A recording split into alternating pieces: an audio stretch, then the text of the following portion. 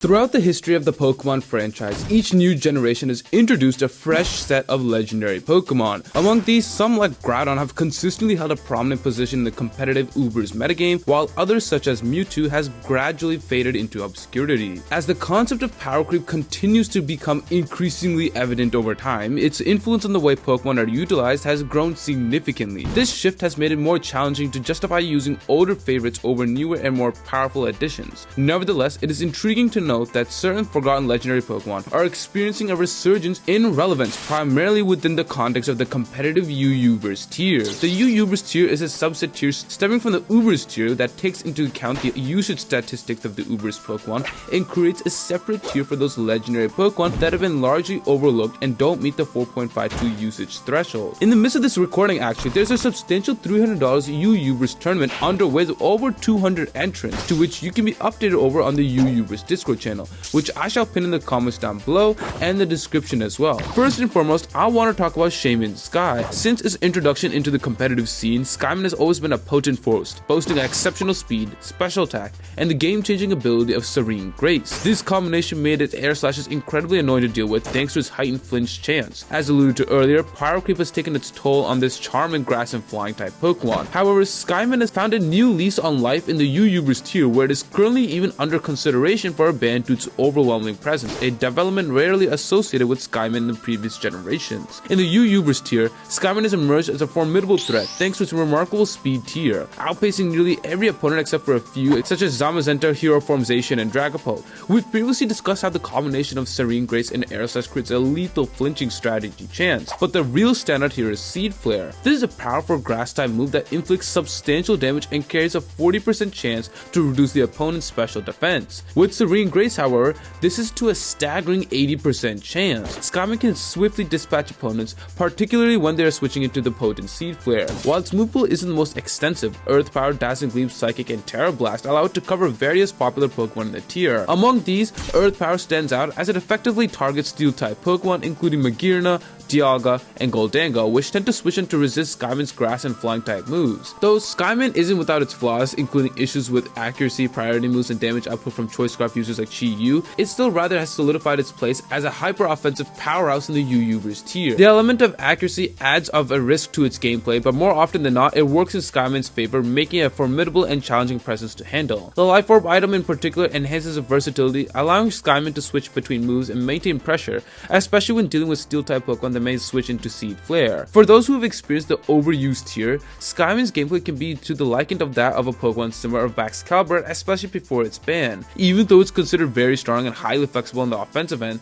the ability to run heavy-duty boots to inherently boost its longevity on the field is what helped it thrive the most. Similarly, in UUbers, Skyman capitalizes on items like leftovers or heavy-duty boots to extend its field of play, especially as boots can eliminate the advent of rocks on the field. While you could argue for the use of Life Orb, Skyman on many occasions might eliminate itself from recoil damage if it takes enough damage that first hit. Having leftovers or a way to eliminate hazard damage helps it extend longevity to the max and let it abuse its Serene Grace shenanigans rather than dying after a turn. Substituting leftovers is also another common set, as in this version, Skyman is a bulky hacksmon that loves to sit behind the sub and annoy its opponents with Air Slash, Serene Grace. While it is generally frail, its fast speed and good HP can make up for those deficiencies and thus make it a very valuable annoying Pokemon. Overall, while Skyman may encounter difficulties gaining traction in UUbers, it thrives in UUbers where its speed and hacks allows it to luck through its checks and counters while also working as an effective revenge killer with high-powered offensive stats in UUbers. Hey, quick interruption, I know many of my viewers right now that are watching are not subscribed, and that is a huge no-no. We recently hit 10k subscribers and almost 11k as of this video recording, and we're trying to hit 20k by the end of this year. So if you enjoy competitive Pokemon videos just like this one, be sure to subscribe for more. Anyways, back to the regular scheduled video. Moving on to our second featured Pokemon, which hails from the Generation 4 as well, we find Giratina, specifically its base form and not its origin form. For a while, Giratina's base form has fallen out of its prominence, especially within the UUbers tier with its origin form running around. However, it has made a remarkable resurgence in the UUbers tier, emerging as one of the most premier defensive Pokemon in the metagame. This transformation can be attributed to the absence of Giratina's origin form in the tier, as well as its proficiency as a bulky defogger. Giratina's versatility is a defining trait, making it a valuable asset on any team. It excels both as a physical physical and a special wall, and can even perform as a mixed wall when the situation demands for it. Its access to defog though is a major boon, as UUbers lacks many hazard removal options, particularly with the absence of Pokemon like Goldango and other traditional rapid spin users. This ability to clear hazards as well enhances its utility significantly. In terms of physical attackers, Giratina effortlessly walls Pokemon like Palafin while also shutting down Pokemon threats like Fire Arceus, attempting to set up with D-Dance. On the special side, it serves as a sturdy check to Pokemon like Chi-Yu Fire-type moves, Landorus Incarnate, and notably the ever-controversial Shaymin. One of the most popular options of a spot that also struggles to put a dent in it despite its stored power sets, unless it's got a lot of boosts, but Giratina in the meantime could switch in and switch it out with a Roar or Dragon Tail, or slow it down with Thunder Wave if it wants to. Giratina boasts impressive base stats of 150 HP, 120 defense, and 120 special defense, establishing itself as a premier wall in the UUbers tier. Its utility move pool bears a striking resemblance to that of the other Pokemon in the tier such as Dialga. Moves like Thunder Wave and Will-O-Wisp allow Giratina to threaten potent attackers including Palkia Origin and Zacian Hero Form while cutting the latter's attack stat in half. Additionally, even though I've mentioned them before, but Giratina wields two exceptional moves of Roar and Dragon Tail, which helps force out setup sweepers like Espadra as I mentioned before, preventing them from establishing a win condition. Roar in particular assists in removing the Zacian Hero buff from the match entirely when the Fairy-type Pokemon switches out from the field to play for the first time. If you've seen my recent Dialga video, you may see some similarities in the playstyle of both Generation 4 legendary Dragon-type Pokemon. They share common characteristics, function as a bulky Pokemon that provide essential damage output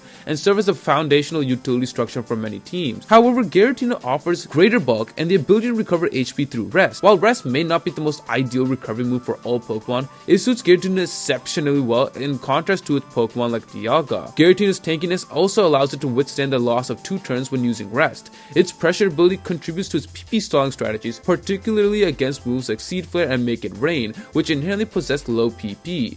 Moreover, rest effectively cures any status condition from toxic poisoning to paralysis. When it comes to the offensive options, Giratina most commonly runs Shadow Ball. Shadow Ball consistently inflicts high damage and also threatens the popular Goldango form from switching in regularly than if it was just a Rand Draco. Draco Meteor though is still a strong option, and don't get me wrong, but sees itself more as a niche pick to pick off Cyclostars when they switch in or out.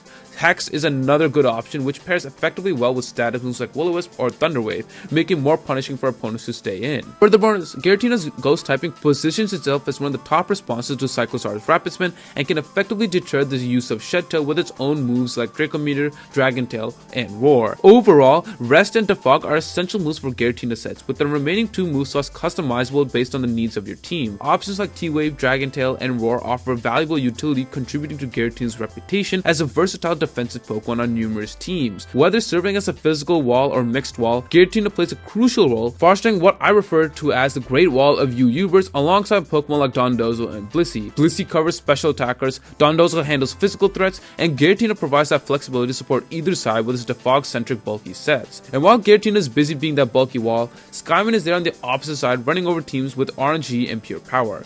Both Pokemon showcase their prowess on the respective side of the field, and it's nice to see old faces like these 2 Generation 4 legendaries be some of the top Pokemon in a competitive format. Let me know in the comments what you guys think about Shaymin and Giratina in the UUbers, and thank you to my members for their continued support. If you wish to support me even further, links to membership on YouTube and Patreon are linked down below, and be sure to join the Chompy Discord. And with that, I'll catch you guys in the next video. Thanks for watching as always.